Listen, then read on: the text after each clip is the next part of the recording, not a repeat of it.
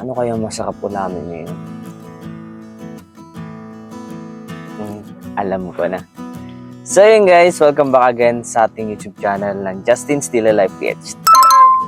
So ngayong ako na ito is ako po ay na-overwhelm kasi kanina pa talaga ako nag-iisip. Sabi ko, kasi pag galing namin po ng swimming at kami po ay nagbanding ng aking kapatid, ano kayang masarap ulamin ngayon?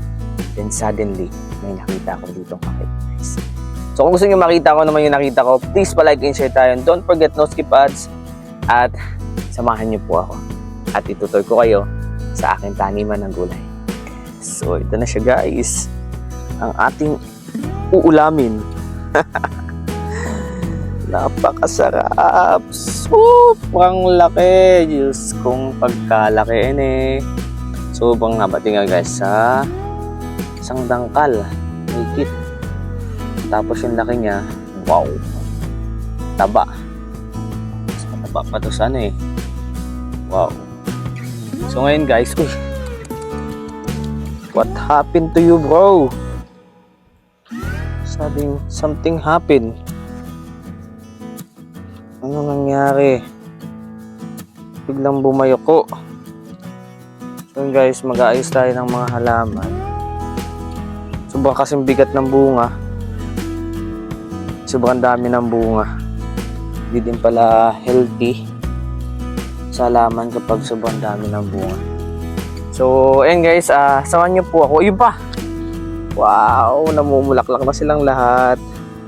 So, tingnan niyo, samahan niyo ako sa ating harvest mamaya.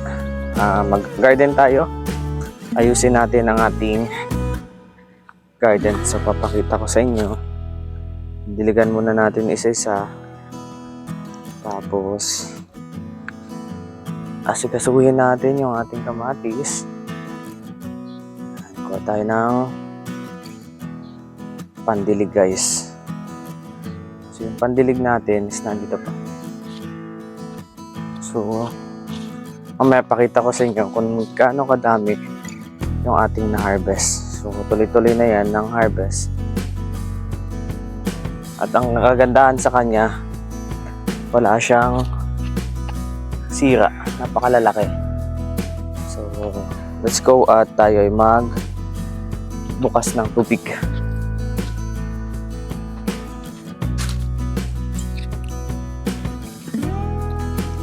Didilig natin sa kanya, haluan natin ng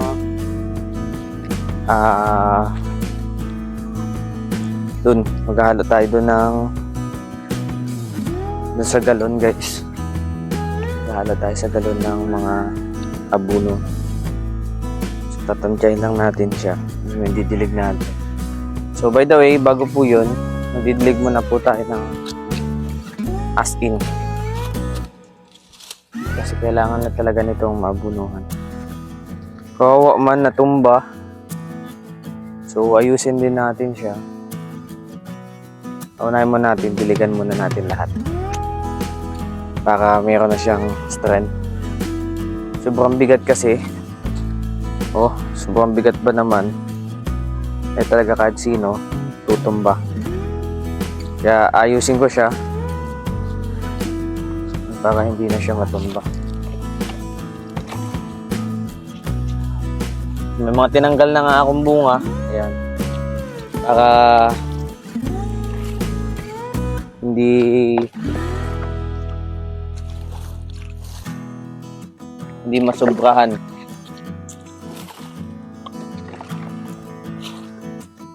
Yung pandilig lang natin ngayon ay ano lang siya. Hapyaw-hapyaw lang.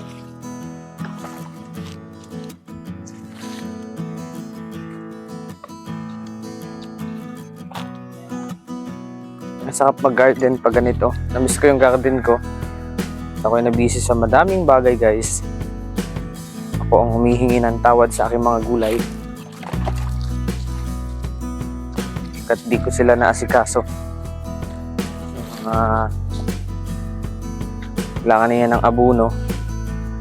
Ilang weeks na din tayong walang abuno. So, dapat every 1 week meron silang kakamtam na buno. So yun yung 1 liter. 3 spoon. So ang kailangan natin doon ay almost, ang dito, ang ginagamit ko dito or almost ano siya, 6 liter.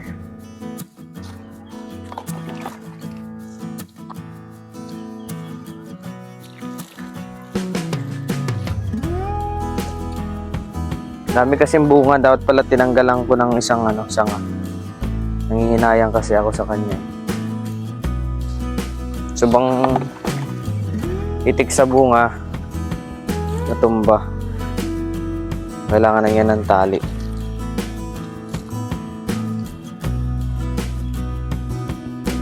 So pag nagpupuno tayo guys, magagawa tayo ng components dito. Yan, mag-ayos din tayo yan kapag bakasyon natin. So ngayon, yan ang ating sili, ang dami bunga. Ang ating lettuce ang hindi tumagumpay. Hindi siya naging matagumpay sa kanyang buhay. Kaya, ayusin natin guys. So ngayon, mag-titimpla tayo. Open the sesame. Dito tayo magtitimpla. So 3 liter ang kailangan. So bali 6 liter.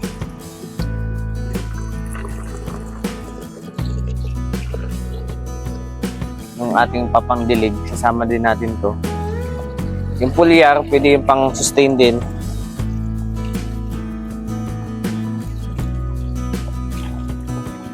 Para masuportahan yung ating mga bunga.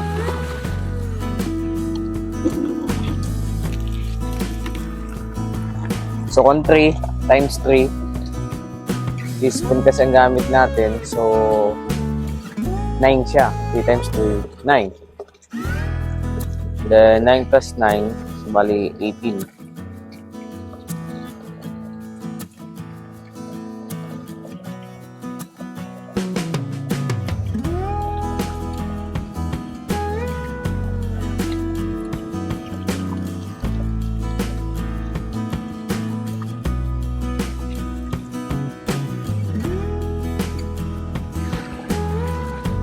Ito po yung ating component. Ito yung ating papandilig. So, siguro yung per tabo-tabo lang or per ano lang yung gagamitin natin. Ito yung ating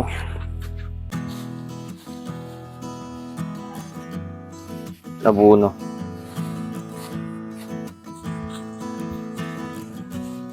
So yun guys, ang gawin ko dito, dahil wala naman tayong tansyahin ko na lang. Siyang ganito na lang, oh. Yan na lang gamitin natin. Nagdagan ko pa. Pwede naman yun.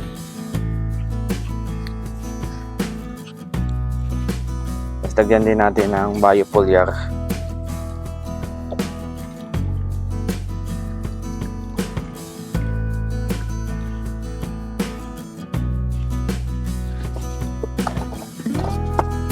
Haluin natin.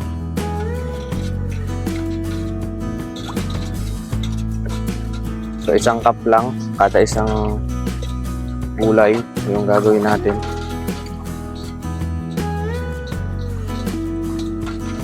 May cup tayo dyan.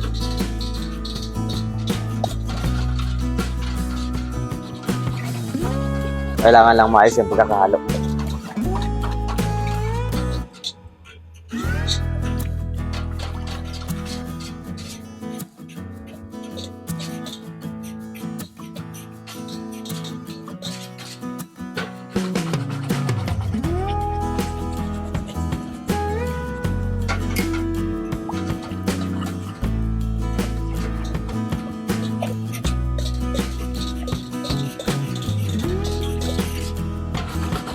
Dagdagan natin, tapang-tapangan natin ng konti kasi konti lang naman. Lagdagan naman natin ng tubig. after 10 seconds. Dagdagan natin ang ating abono.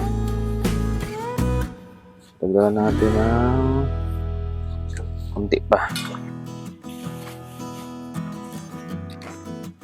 Dagdagan natin ng tubig.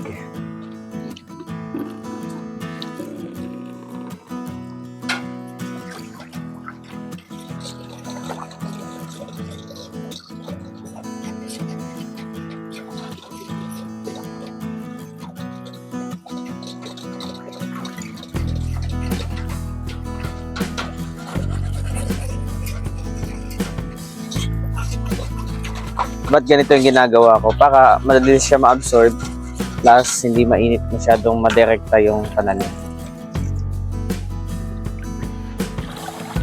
Hindi ganun madirect yung ating pananim sa mga matatamo niya na fertilizer. So, meron na tayo. Then, kailangan ko ng cup. Hindi siguro to. Depende, pwede. Hindi kasi yan pwede, guys. Kailangan yung asing cup talaga.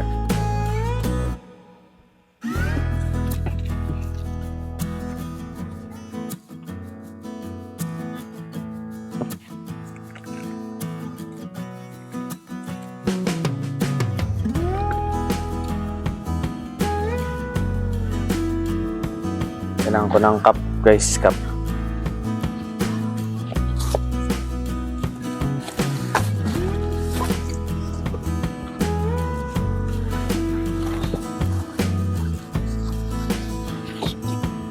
Yan, ito yung ating cup. Simulan na natin dito sa ating dalawang gulay.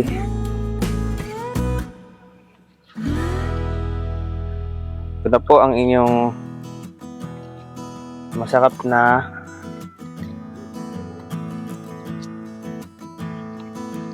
abono. So after 10 minutes, lagyan natin siya ng lalagyan din po natin siya ng tubig para hindi siya masyadong hindi madali masyado. So, unahin ko yun doon sa dulo. Pinakadulo, guys. Tapos, yun, magdidilig pa tayo nitong iba. So, unahin ko muna yung pagdidilig. Yun naman talagang pinakakailangan. Yun, bumabagsak yung ano niya, yung pinaka stem. Napakadaming bunga, guys, oh. Akala mo bagay malalaki pa.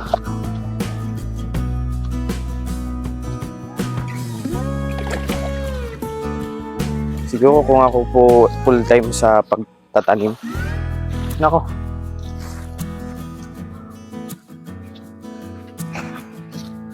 kahit di na ako lumabas ng bahay, sunod ko okra. Next, gagamasan na natin yan.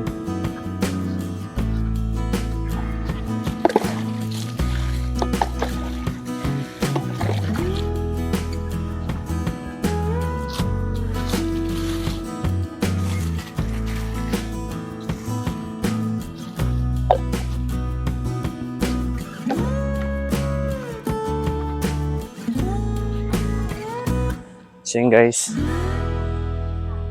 Simula na tayo. Siguro para mas madali sa inyo, gagamit ako ng isang tripod natin. So, kuhain natin dito. So, ayan. Dami na natin yung gamasan. Kaya natin yung gamit natin para sa belt. Para madali nyo makita. Guys, at ito na ang ating point of view. Baka kayo hindi mahirapan. Samahan nyo na lang po ako mag-abono. So ito po yung ating abono. Ayun, unahin natin yung una natin diligan. Papa-absorb po natin, tas bukas o mamaya, didiligan po natin. Maganda pong gabi. Yung binabawasan ko nga po yung ibang bunga, sobrang dami mamunga. Kaya naman po binabawasan ko, para po hindi siya masubrahan o hindi makawawa yung kanyang puno. Kaya kung mapapansin nyo, nag-pruning ako para maging matatag yung puno niya. Yan, tigdadalawa lang po. So, kung kailangan ng kamatis, dami.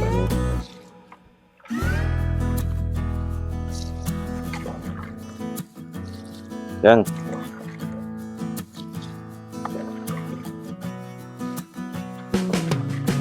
So, ayusin po natin itong ating kamatis at mamimitas po tayo.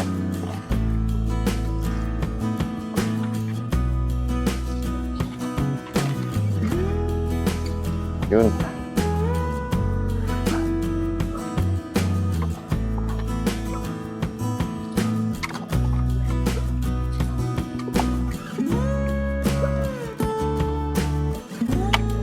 Dagdagan pa natin yung guys.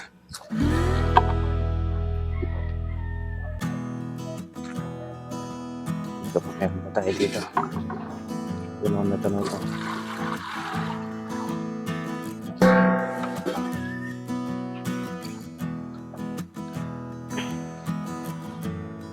So, hintayin nyo guys na magbakasyon ako. Ayusin ko din yung mga halaman ni Ate Marjo. Lahat ko yan ang ayusin ko.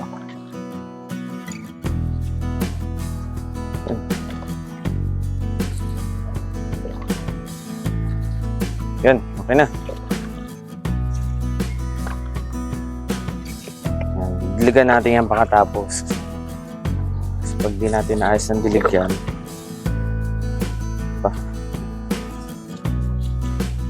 guys, kailangan na yan. Bumigay ng ating kamatis pa tayo dito.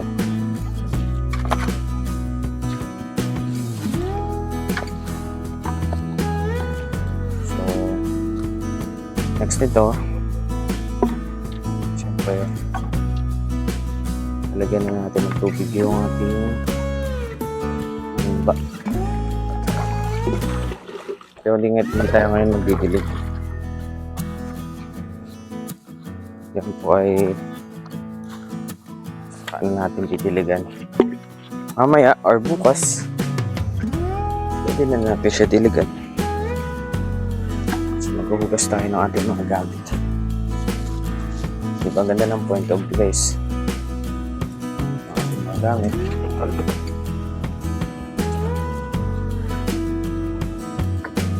Dito. So, kasi natin siya ito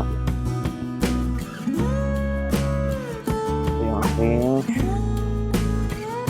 makawawang lettuce. Buti na lang, nakita ko kanina. Drain na siya. Kailangan na po niya ng water watering.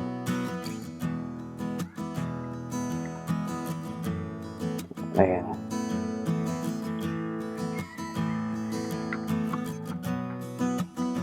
At po kailangan ng water watering kasi yan, wala na po silang pagkain. Ang pagkain po niya na yung nutrient na naandyan sa ating. Ito hindi kasi maganda ang simula niyan kaya ganyan po yung itsura. Dito ko siya nilalagay. Ayan, dyan siya guys.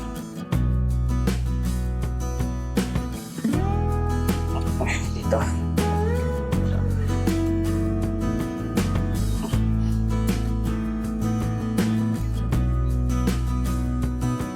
Dito siya guys.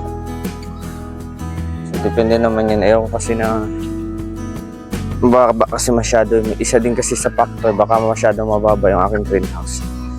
Walang kulang sa moisture. Mainit pero walang moisture. So maaaring isa siya sa factor kung bakit pangit yung tubo.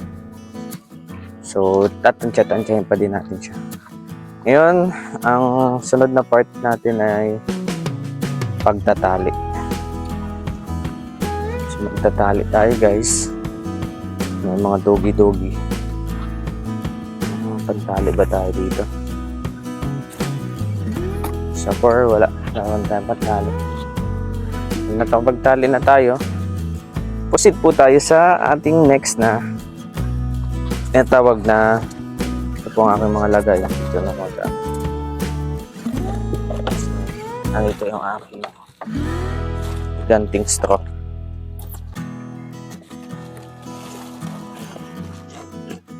Yan, straw. This is straw. Gawa po tayo ng gunting. Ito ang ating gunting.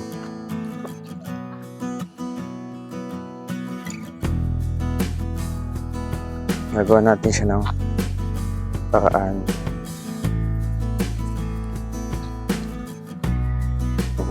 Didikit na natin siya dito sa bakal. Baka hindi na siya umapay pa.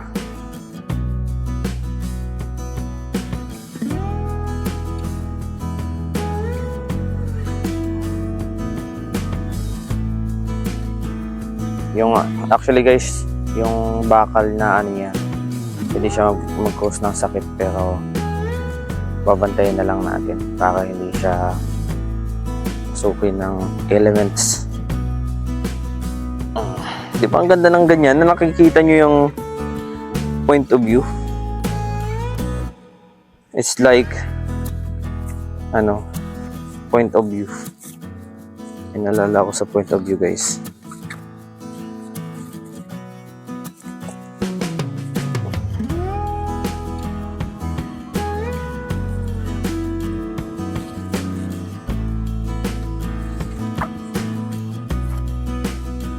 So, ito na lang kung saan na siya. So, okay lang.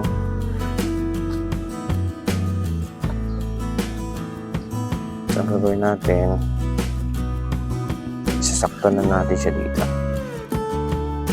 Ito na yung magsisilbi niyang tali. Isa magsisilbing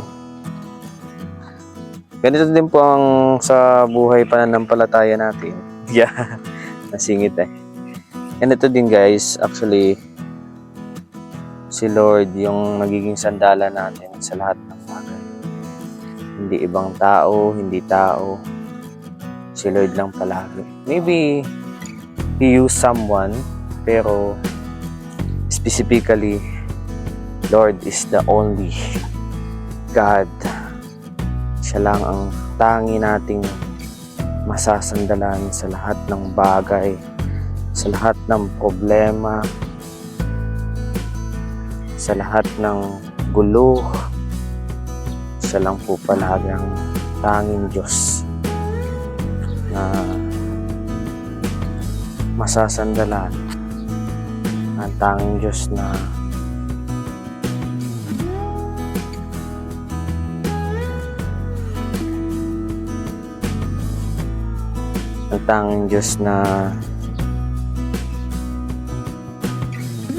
andyan, ang magtatali, ang magpupuni, magtatanggal ng mga bagay na hindi nakakapat para sa kalalago.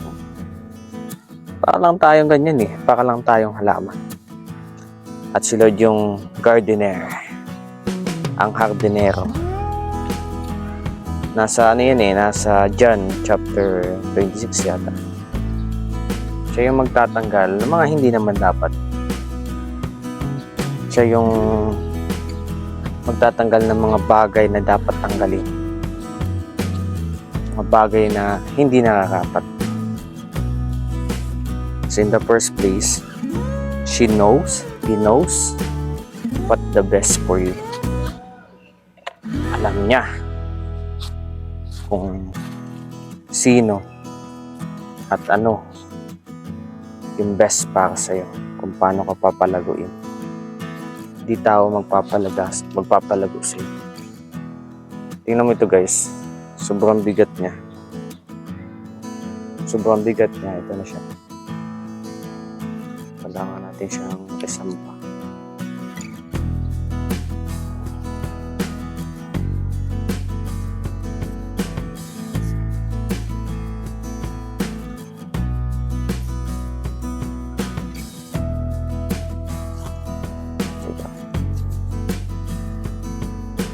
Kailangan natin ng magaganito para maging matatag tayo sa buhay. Para hindi tayo batuhin. Para hindi tayo sobrang dami niyang bunga, hindi niya na kinakaya. At soon, babagsak na din siya dyan. Pag di niya nakayanan. Dami niyang bunga eh. Tagal niya ka magkulay ano. Ito. Ang tagal niya guys kulay. Yun, okay na. So, this time, hugasan muna natin yung ating mga materials na ginamit. Na si Pandak may bago na naman anak. Of course, didiligan din natin yung ating area. Hugasan muna natin itong ating ginamit. Kasi kakalawangan siya pag di siya nahugasan ng maayos. So, ito ko itututok.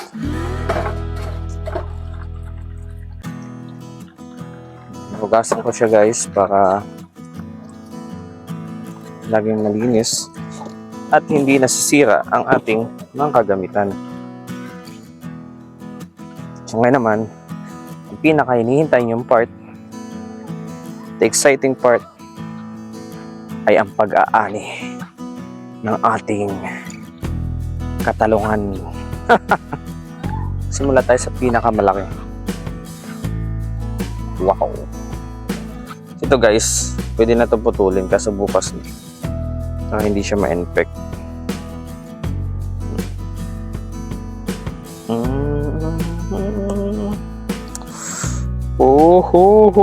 Ng harvest.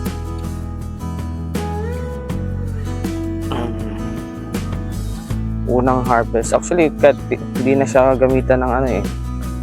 Itinataas na lang to. Dalawang malaki eh. Kuhain ko na din yung sumunod. Yung sumunod guys. Tignan muna. So nakaka-believe. Nakakatuwa. Na ganito kalalaki. Ating katalungan. Ito pa. Ito pa guys. So pwede siyang i-balot na lang ng ganun. Balot na lang siyang ganun. So sira natin. Oh ho ho ho ho ho. Imagine that. Ano pa? Kaya na natin sa next harvest yung iba.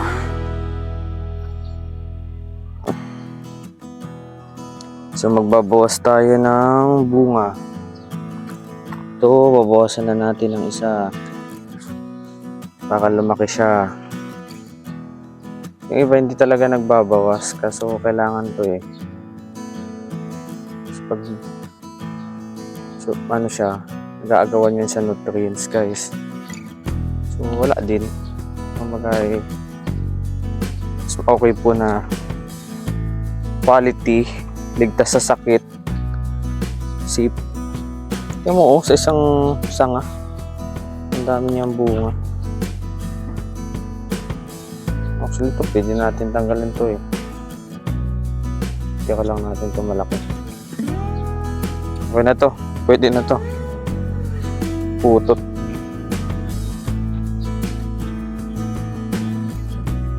Ayan. Sarap naman. Tingnan. Nakakatuwa. Pagmasdan. Wow. So guys, tapos na tayo ng ating trabaho. At sarado na natin ang ating hose. Alam nyo ba, laki ng kuryente namin. Hindi ko lang kung saan kukuhain yan. Imagine 1.7, kung saan naman nanggaling kung bakit naging 1.7. I don't know kung bakit. Bahala na sila. Sila na. Ay, by the way, diligan natin yung pananim ni Kuya Alpi. Kasi may mga tinanim siya doon. So, ano ba bang gagawin natin? Ay, didiligan. Malasakitan natin. Ang bira. Hindi maayos ang pagkakabaon.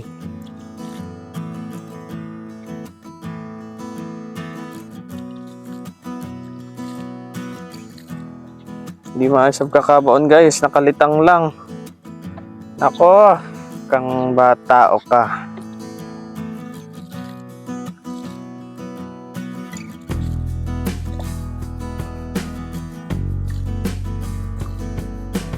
Hindi maayos ang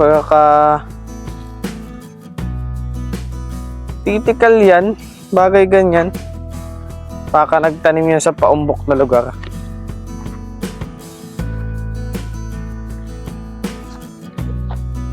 Kuya Alpi talaga.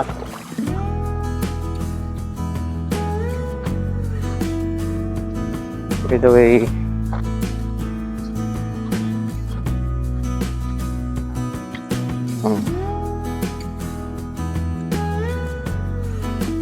ganun siya didiligan. Kailangan na kayo po.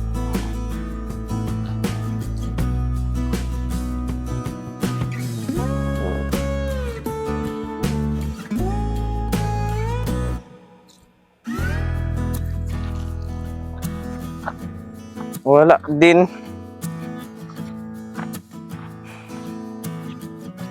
Sunod yan, gagamasan ko naman yan.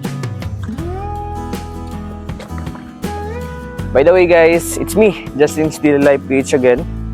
Tapos tayo sa ating unang harvest. Nakakatuwa. Talagang pinatagal ko pa bago ko hinarvest. Kasi gusto ko malalaki. At kanina nag-isip ako ng ulam, ngayon may pang-ulam na. Diba? Sunod na itatanim natin is okra, yung mga something ganyan. Yung mga magandang magbigay ng mga tubo. So ayan, done na tayo. Done na tayo sa lahat. Yung sili natin, may mga ano tayo. Tapos magtatanim ulit ako ng 2 siling labuyo. So, yan. Ito ang ating nabiling, ay yan ang ating unang ani. 3 malalaki. Wow. Imagine nyo guys. Ba, lalaki. Mahaba, tatambok. Diyos ko. Kung gayaan magkakalaki. So yun guys, please palike, share tayo. At yung ating kamatis, ganun din. Di ba malang kamatis ngayon? Ayan, So nag-abunod din tayo ngayon. So maraming salamat sa lahat and don't forget to skip ads. See you sa mga susunod pang vlogs and upload. Tara!